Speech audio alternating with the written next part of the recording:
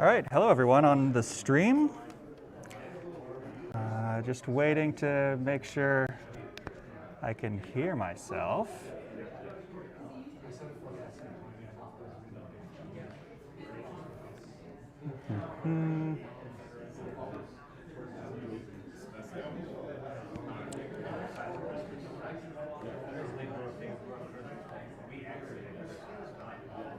That's working.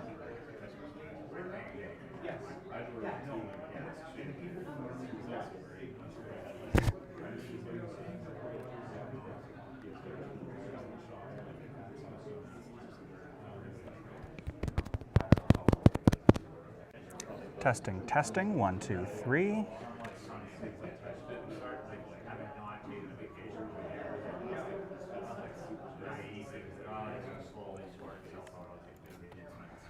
All right, hello everyone on the stream.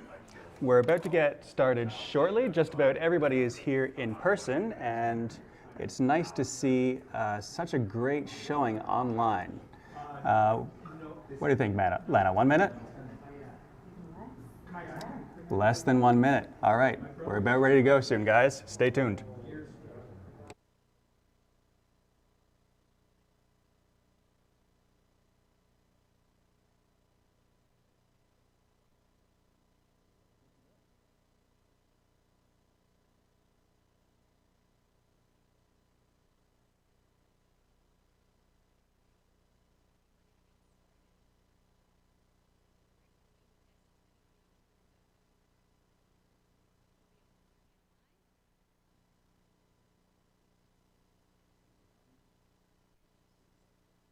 Hello. Amazing.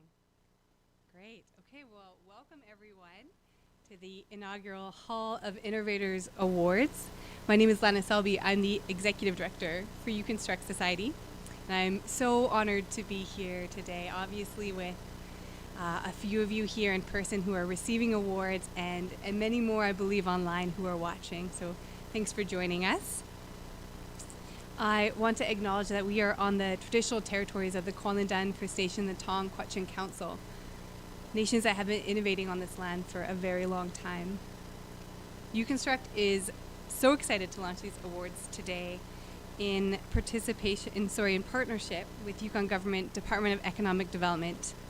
And we're excited because we believe in the power of celebrating and recognizing those that are innovating and making and creating and designing Yukon's future, but also looking at those who have shaped its past. At Uconstruct, we're passionate about taking risks and supporting Yukoners to chase bold ideas and pursue the projects that they believe can build a more healthy, more vibrant, and more sustainable future for all of us. And truly that's why Northlight Innovation's here today, with so many partners and members and friends, because we all share this vision that all Yukoners have ideas, skills, and passions that matter and that can make a really big difference. Before we begin these awards today, I want to take a quick moment to acknowledge the many partners and local champions that have helped make today possible.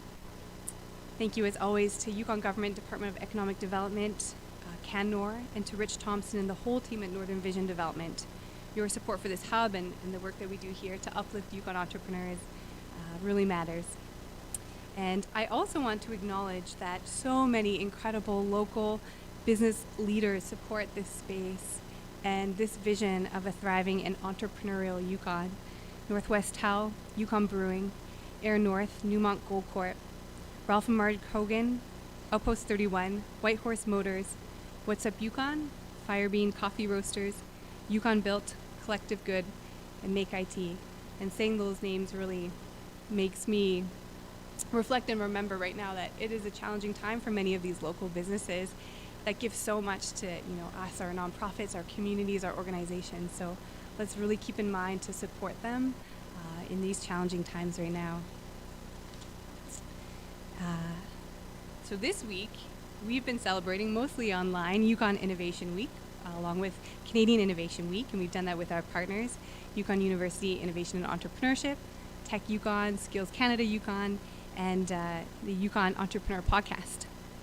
And I want to highlight and congratulate the Yukon University Innovation and Entrepreneurship team, who just this week launched Incubate North and have also announced the 2021 Yukon Innovation Prize theme, which is Innovation for Recovery. And that grand prize will see $30,000 go to a local innovation that can help move Yukon forward during this global pandemic.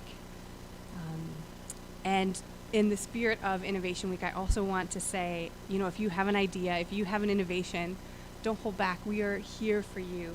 There are resources, there's support, there's funding, there's mentorship. Everything that you need is available. So reach out to us. And finally, I just want to share really quickly why myself, our team here, our board, and the members of this space care so deeply about the conversation that we're having today. As the awards are announced, I think that you will see something I'm really excited about is that innovation looks like many different things. Innovation isn't just IP or novel inventions. It's also companies that are solving really tough problems while they're also employing Yukoners, and it looks like community projects that are increasing capacity and quality of life. It looks like nonprofits that dare to do things a little bit differently. It looks like business, but it also looks like community, and it looks like technology solutions and also social innovation. So more than anything, innovation to us looks like a brighter, healthier, and more connected future. So today we want to expand on this conversation around what innovation in Yukon looks like.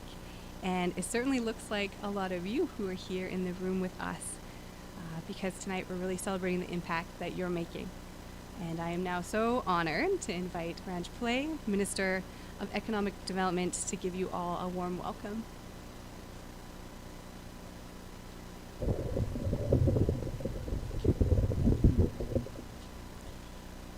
Hello, everyone. I just want to acknowledge as well that we're on the traditional territory of the Kwalin First Nation, the Tonquacha Council. I want to thank Lana and Uconstruct for inviting me here today. I just before starting, I want to recognize someone that has been integral in ensuring that this economy has continued under all the pressures that we've had. So Helen Booth's in the back, and that's our Assistant Deputy Minister of Economic Development. She has about 54 people that work directly under her.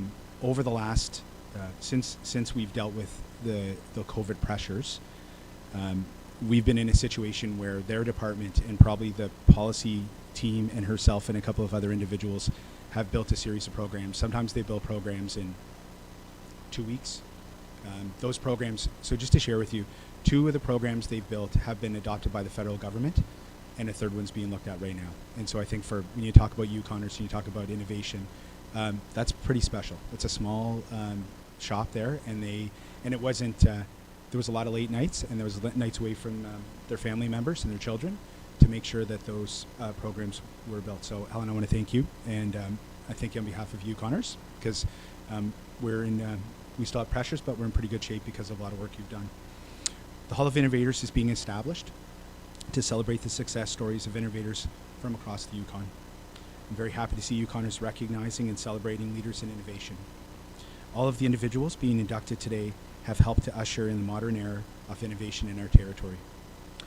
It is thanks to their determination and vision that Yukon has the vibrant innovation ecosystem that it does today. I've been interested in seeing the Hall of Fame established to recognize business leaders in the community for some time. I can't think of a better place to celebrate Yukon's innovation leaders but here at Uconstruct. The first category is Hall of Innovators inductees who are inducted based on lifetime achievement. And so these Yukoners have made a significant contribution to advance our economy and a community or businesses. The second category is Notable Innovators, acknowledging the success of the creative people who have made a positive impact on the territory. All of the individuals honored here today will be recognized as pioneers and leaders in innovation. Many of them have built businesses in creative ways and improved their community through their businesses. These nominees have made a positive impact through intellectual property, products, and technologies that have improved the lives of Yukoners. They have forged the past, and their influence will continue to guide the future of innovation in Yukon. So innovation is hard work. It requires a combination of good ideas, courage, persistence to bring an idea to life, and I don't think anybody in this room needs to be reminded of that, because you do it every day. A culture of innovation is built on experimentation and iteration. In Yukon, we want to encourage our culture of innovation. We want to generate more and new ideas and more new products and more new startup companies. That is why Yukon government is developing an innovation plan that will guide how government supports innovators. It is beneficial to all Yukoners that we encourage experimentation and unique thinking to solve problems and improve how we live our lives. For those of you that use Makerspace or simply have a seed of an idea, I hope you find inspiration in the achievements of the people and projects we are honoring with this first Hall of Innovators Awards. So I want to just thank you and congratulations to everyone who's being recognized today. Thanks, Lynn.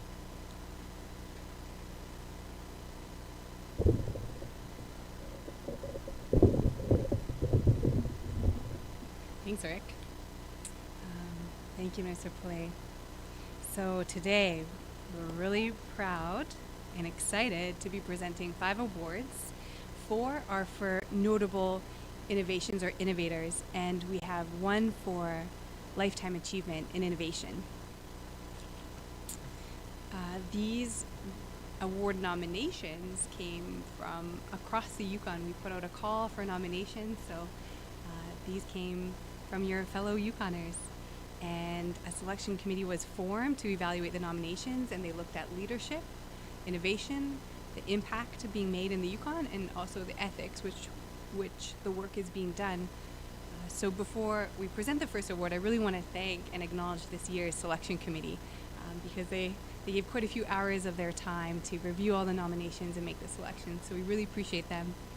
Curtis Shaw with Northwest Health, Helen Booth with Yukon Government Department of Economic Development, Alicia Guthrie with Yukon University Innovation and Entrepreneurship, and also Albert Drapeau with the Yukon First Nation Chamber of Commerce. So thanks to each one of you for the time you put in. And one last thank you goes to the artist Mark Preston for the creation of the beautiful awards that you're about to receive. These awards were actually made right here at UConstruct in our own make space, and they're representative of Tlingit feasting bowls, as food brings people together to share, to recognize one another, and to celebrate. So, without further ado, the first award is being presented to a company that is home to quite a few notable Yukon innovators, Solvest and sister company Cold Acre Food Systems. We're thrilled to celebrate the innovation of Solvest and sister company Cold Acre Food Systems and the incredible work being done by this team to bring renewable solar energy to the north and to address the issues of food security, expanding local options and growing fresh food year-round, and providing all-season growing systems for northerners. Today we honor and celebrate Solvest CEO Ben Powers and his entire team at Solvest, as well as Cold Acre CEO Carl Burgess, COO Tarek Bos-Jabbar, who've been working hard to develop Cold Acre with acknowledgement as notable innovators that are driving forward food and energy sustainability in the north. The nominations described Ben and his team as people who do the right thing, even when no one's looking, innovators that are driven to support their local community through creating training opportunities, strong relationships and partnerships, and jobs, and who do so with the utmost of integrity. When speaking to Solvest, the nomination spoke of how over 95% of solar in Yukon is designed and installed by Solvest. They pointed to projects where work with First Nation communities such as Old Crow supported these communities to achieve their renewable energy goals. Cold Acre was praised for its work to displace the amount of food being imported into the territory, for breaking down barriers in getting local produce onto store shelves, and for working to change and enhance the way that we eat here in the north. One nomination said, "I have never heard Carl say, 'We can't do that,' only, 'How can we get it done?'" That attitude and approach is why he is a successful innovator, because that mindset cannot be taught. Looking at the impact being made by Solvest and Cold Acre, these are innovations that are leading Yukon to a more sustainable future. We applaud the work of your team and we're so happy to celebrate you today. Normally I would hand the award to you, but since these are slightly different times, what I'm going to do is allow you to come and collect the award yourself and share a few words if you would like to. So congratulations.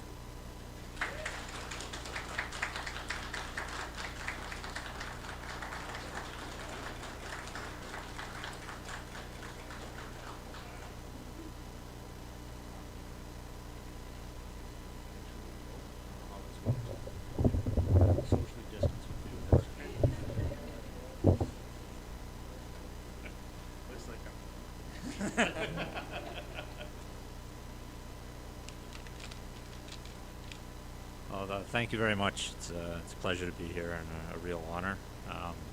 This reward belongs to our whole team. We're both whole teams. It's a recognition of all the great work you do. You don't receive an award like this on individual efforts. So there's a large number of men and women who put a lot of effort into Solvest and Cold Acre over the years, and this is a recognition of what they do. A particular note, I'd like to recognize Michael Schultz and Drew Cameron, business partners in Solvest, for all the work they do, as many of the innovative projects we've done are the result of their efforts. I'd also like to congratulate Carl and Todic again for their efforts in leading Cold Acre.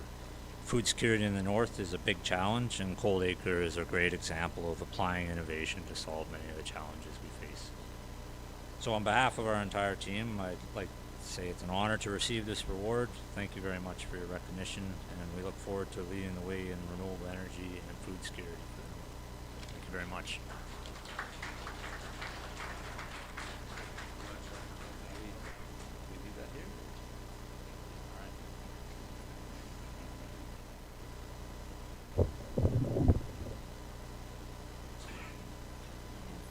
Congratulations, thank you.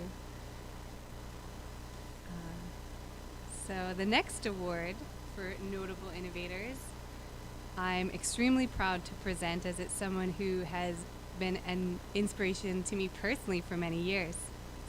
After a 20-year career with the RCMP, Toronto-Gwitchin citizen Gina Nagano began work to bring change and reform to the justice system here in the Yukon and across Canada.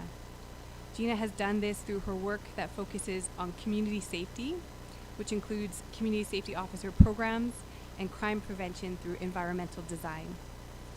Gina has worked with many Yukon communities and First Nation governments, including Kwalindun First Nation, Selkirk, and her team has just begun work in Teslin to implement programs that bring justice back to the community level.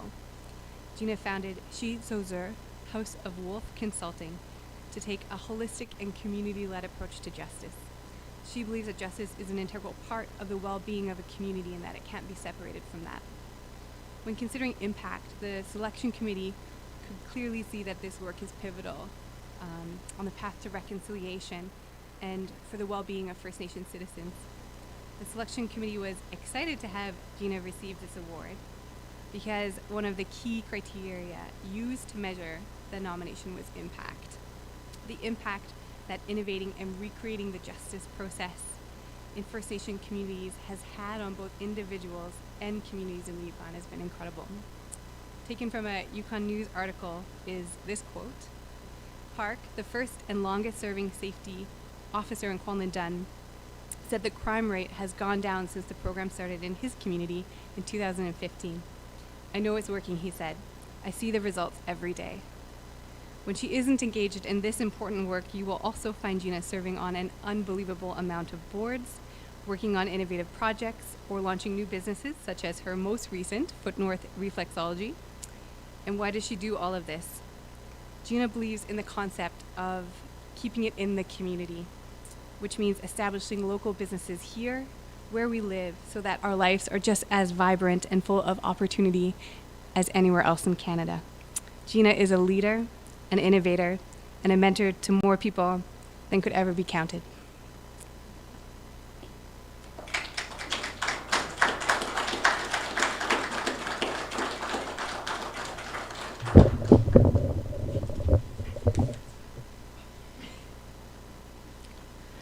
Wow, thank you. That was very humbling. I would like to first acknowledge the traditional territory of the Kwanladun First Nation and the Ta'an-Quechin Council. Thank you, Honorable Minister Pillay and Yukon Executive Director Lana Selby. Congratulations to all recipients here today. Congratulations also to the Yukon Struck Society for launching their first inaugural Hall of Innovators Awards.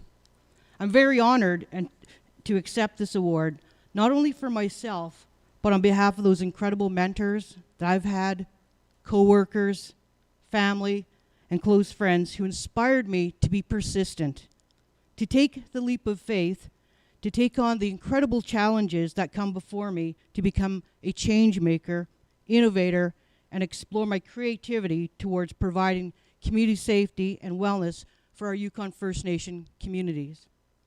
I'm sitting in a place of gratitude as I continue to strive towards social changes of our cultural landscape in the Yukon, where we can together create a brighter future for all. I thank you.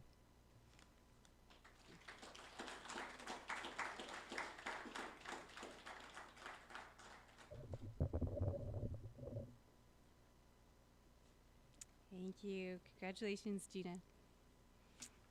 The next Notable Innovator Award we're so proud to present is for Sydney Oland. Sydney is best known for building the first chocolate factory north of 60, Yukon Chocolate, and for her line of ice cream, confections, and pasta. But so much more than building her own business, Cindy has since used her experience and knowledge to develop and open a complete commercial kitchen and food manufacturing facility where she provides other food startups in town an opportunity to grow in an affordable space with the support and expertise from a business that has been there and done that and already taken those steps. And she's already been joined by 3 local food businesses who are producing and selling out of the space. In addition to creating opportunities for other food-based businesses, Sydney is committed to sourcing local ingredients first for her own manufacturing, which has allowed her to work with many producers in the territory. With the successful opening and operation of this food hub, she has provided the space and opportunity that was desperately needed and a blueprint as well for other businesses that might want to follow her lead. Sydney's brand and business is centered around providing high-quality products and delivering them at affordable prices. She made the brave and bold choice to take her incredible qualifications and abilities to the private sector to innovate industry. One of the key themes of note from the selection committee was not only Sydney's drive and passion as a local business owner, but her goal to bring others along with her to make an even bigger impact. She's a true business innovator who opts to infuse the community with her talents, leading the way to a diverse and very delicious business landscape. So, congratulations, Sydney.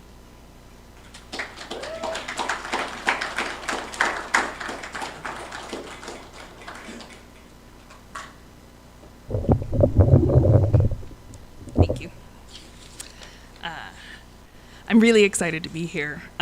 It's a really exciting time to be working in food in this territory. I want to thank the Department of Economic Development. I would also like to thank Yukon University and the Pivot program and TIE and the Elevate program. I would like to thank Mark Wykes at Independent Gross for being such a champion for so many small businesses. I really wouldn't be here without the other businesses I work with. Anne Huang is here, Michael Roberts from Landed Bakehouse, Mike Russo from Firebean Coffee is going to be moving in with us, and Alex Johnson from Daddy's Donuts. It's an absolute privilege to work alongside all of you. I would like to thank the 2 kind of most important and inspirational entrepreneurs in my life. My mom and my husband are both also entrepreneurs.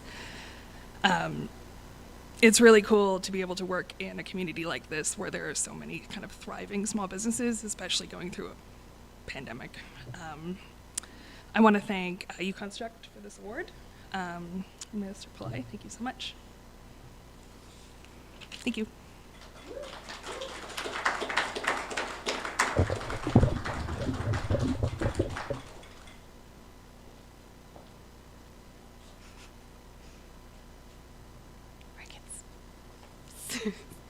Still a little tall.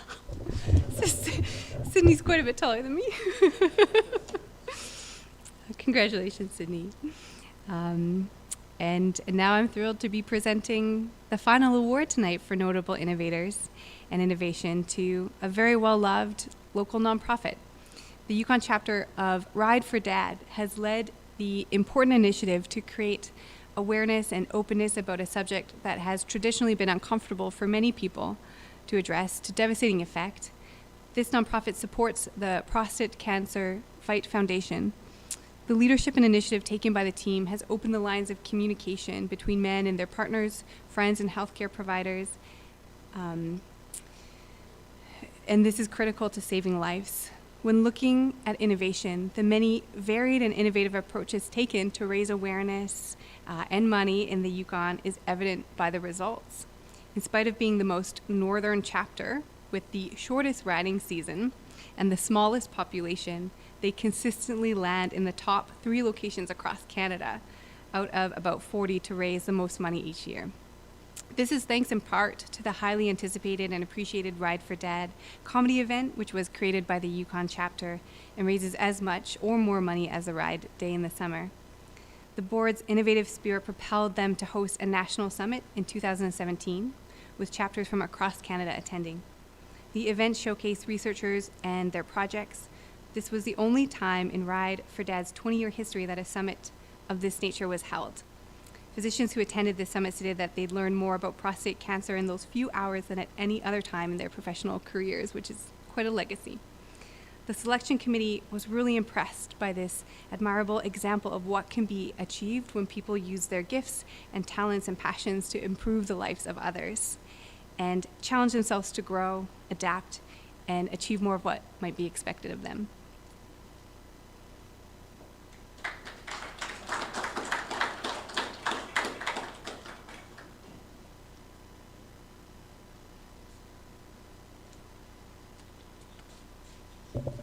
Thank you, Lana. Thank you, Uconstruct. Thank you, Minister Pillay. I'd like to thank Dylan Sue and Blake Buckle with NVD for the nomination. It meant a lot to us when they contacted us and let us know that they were thinking about this. It's something that is very passionate, that I'm very passionate about, because, you know, like you said, we do make a difference in men's lives and the lives of everybody around them. Every man is a brother, a father, an uncle, a friend. Since Ride for Dad has been around the last 20 years in Canada, they've raised, I think, $33 million and made a measurable difference in the mortality rate to prostate cancer. The last 10 years that the Yukon chapter has been around, we've done some amazing things.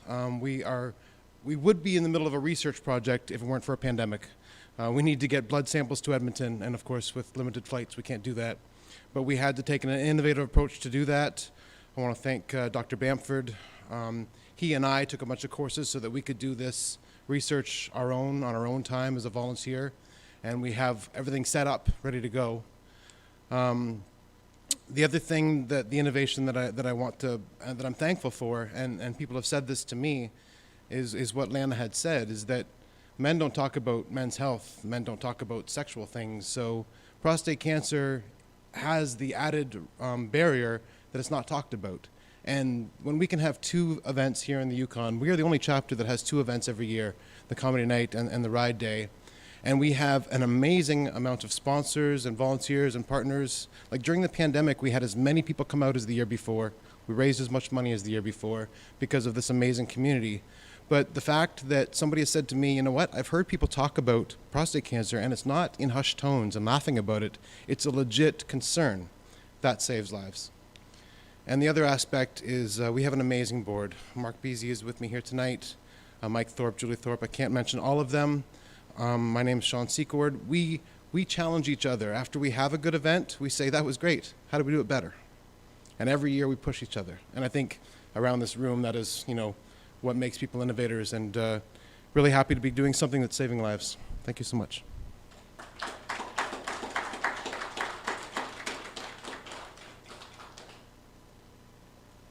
Right. I'm now excited to welcome back Minister Pillay, who's going to present the Lifetime Achievement for Innovation that we'll be awarding tonight. Thanks, Lena, and congratulations to all the award winners. I mean, you amazing to hear everybody's story and all the work you've done. The excellent work done by all of the award winners in advance to advance innovation in the territory deserves to be recognized. Gina had a massive impact on the justice process in First Nations communities. Gina has done this through her work that focuses on community safety, which includes community safety officer programs and crime prevention through environmental design. And I know I might be wrong. I remember hearing Gina years ago, about a 92 or 93% change, I think, over a period of time, which probably a lot of people in the community don't know that, but that's a pretty significant decrease over a short period of time with the work that you did, really nation leading. The work done by Solvest and Coalacre to bring renewable solar energy to the north and to tackle issues of food security cannot be understated. Speaking of course, the fact that the success that's happening on the renewable energy side is really on the shoulders of you folks. I mean, really, a lot of the policy people got together and built an independent power policy, which then gives the right, but the work is on the Solvest is really doing it. And I think, Carl, thinking about being in the room here when you pitched a while ago during the boot camp piece, and now what's happened in a short period of time is pretty amazing. On the food security side, Sydney has provided, of course, the space and opportunity for small businesses to gain new skills and to grow their operations. Can see the passion and your excitement in working with all those different companies that you work with and that amazing work. And the Ride for Dad Yukon, of course, has demonstrated initiative and leadership in raising awareness about prostate cancer and constantly run one of the most profitable Ride for Dad campaigns in Canada, in spite the difficulties that living in the North presents.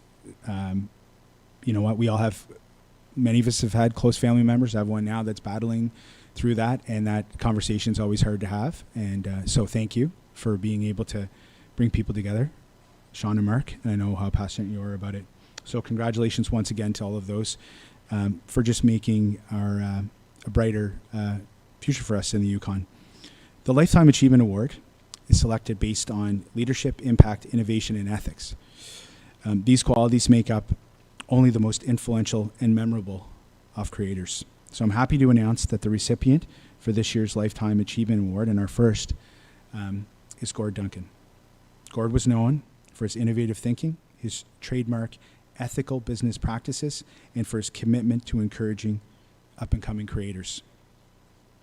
Starting at a two-way radio shop, Gord was involved with some of the first cable television installations in North America. He was part of installing one of the first fiber networks in the North, which provided distributed TV to Dawson City.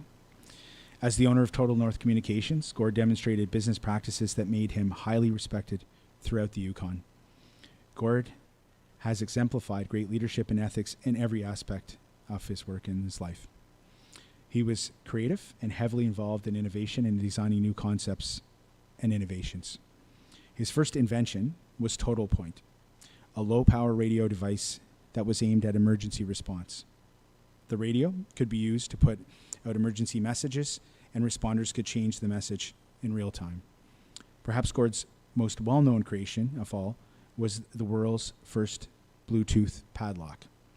Dubbed the Transferable Electronic Operation, or the TEO, the padlock was designed to be unlocked with a cell phone with a digital key that could be sent to other users. When Prime Minister Jean Chrétien put together a group of innovators to travel overseas to represent Canada, Gord was selected to be on that team. Aside from his inventions, Gord's belief in the future and his faith in local kids to build a greater Yukon make him a fantastic creator to recognize in this hall. Gord Duncan raised the bar for creators, and I can't think of a better first inductee to this Hall of Innovators. Gord believed, if you aren't having fun, why are we here? And I agree that innovating and creating a better future is something that we should all enjoy being part of. So let's take a moment to celebrate Gord's influence. I know that I'm going to invite up Danny Johnson, who is now owner and operates Total North, and he's going to share some words. But also I want to recognize the fact that Brandon Duncan's here. So if you want to know if entrepreneurship and success in that can be in the genes. It certainly is. Brandon's one of our, in the resource sector, extremely successful entrepreneur as well, and he's here today. So Dan, I think you're going to come up and share some words as well. Okay, and Brandon too. Thanks.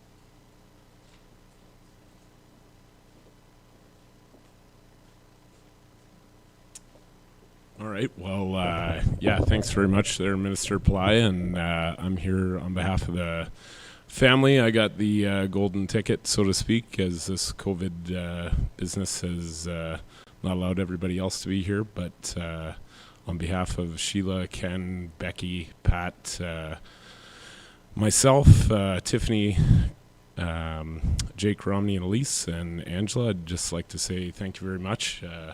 It's a real honor to be here and receive this award, and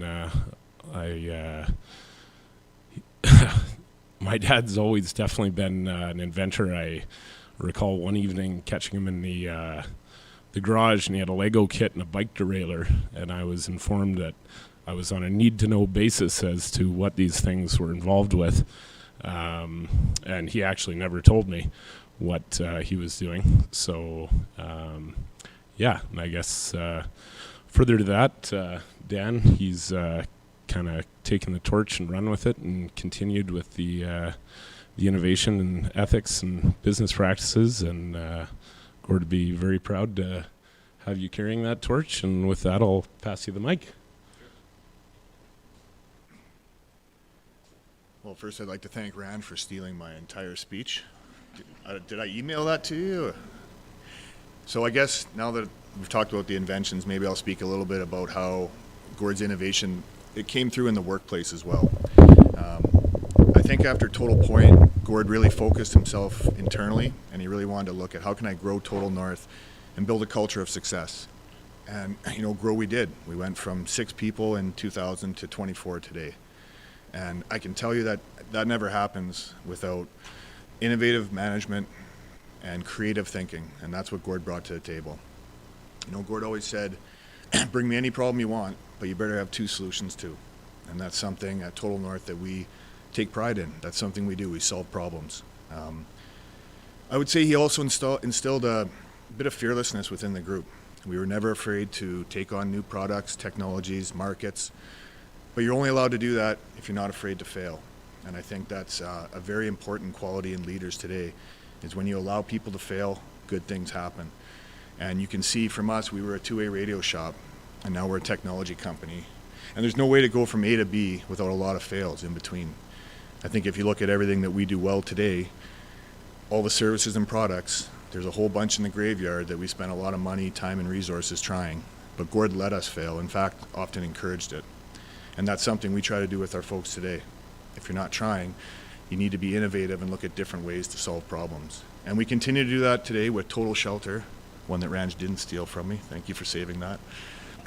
Total Shelter is something that came out of a frustration we had with C-cans as communication shelters and products online that just weren't quite there yet.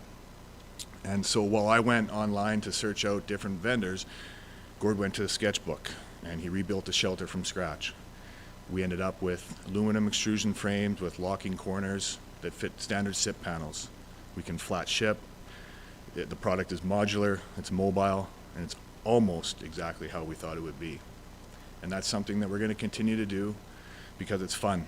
And that, as Ranj mentioned, stealing my closing line, one thing Gord always used to say to us was, if we're not having fun, why are we doing this? So I guess I'd just like to thank everyone who made this happen, Lana, Uconstruct, everybody. And I really look forward to looking at future Lifetime Achievement Award winners go up in the hall as well. So thank you.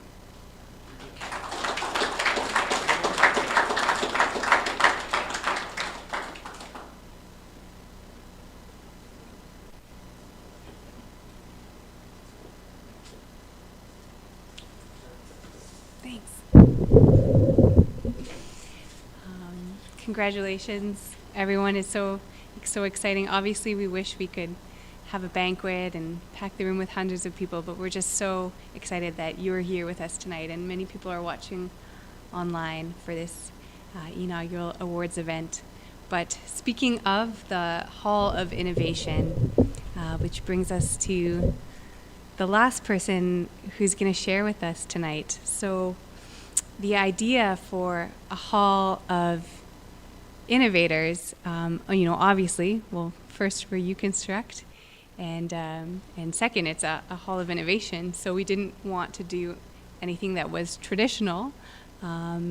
We didn't want to do anything that would be really expected, but we really didn't know what we wanted to do at all. We just knew that we wanted to create a space at Northlight where year after year, these innovators can be acknowledged and recognized. So we put out a call for expressions of interest to artists and to creatives, to makers, to see if someone had a good idea of what a Hall of Innovation could look like here in this building. And there were great proposals came forward, of course, and it was really, really challenging to select, but one really resonated with us, with our team, in terms of what we were really hoping to create and the story that we really wanted to tell. So I'm really excited now to welcome up artist Mark Preston to speak to the Hall of Innovators that will be created here.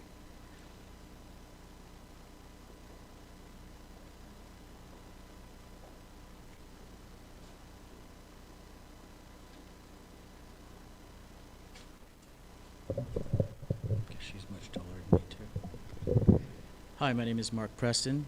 I'm a band member of Quinlan Dunn. I'm a full-time artist here, born and raised here in the Yukon. And when the invite was put out, and I was looking at the site and had some brief conversations, the vision came to me very quickly as to what this house represented. In a traditional way, the longhouse represents the extension of family and community, and this is where all the creative mythology and the stories came from, was the longhouse. So to me, this was another form of longhouse, and this is extended families, and this is where all the creativeness and innovation comes from. So I give you my vision.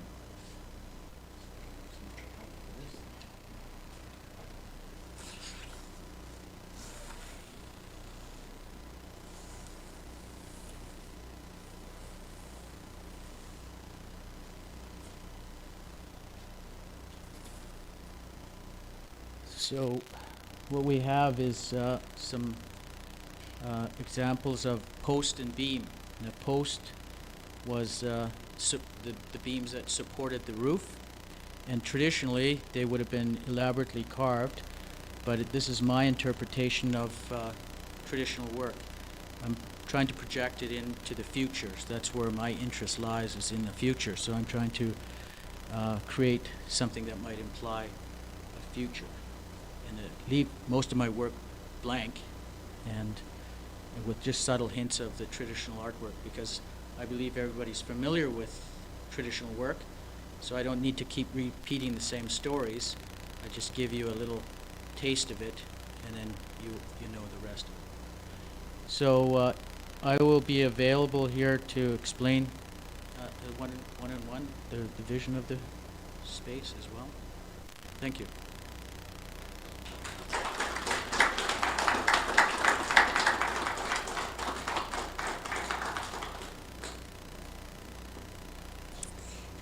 Thank you, Mark, and we're really excited to see this come to life in the coming months. So with that, we are wrapping up tonight with a final thank you to all of you.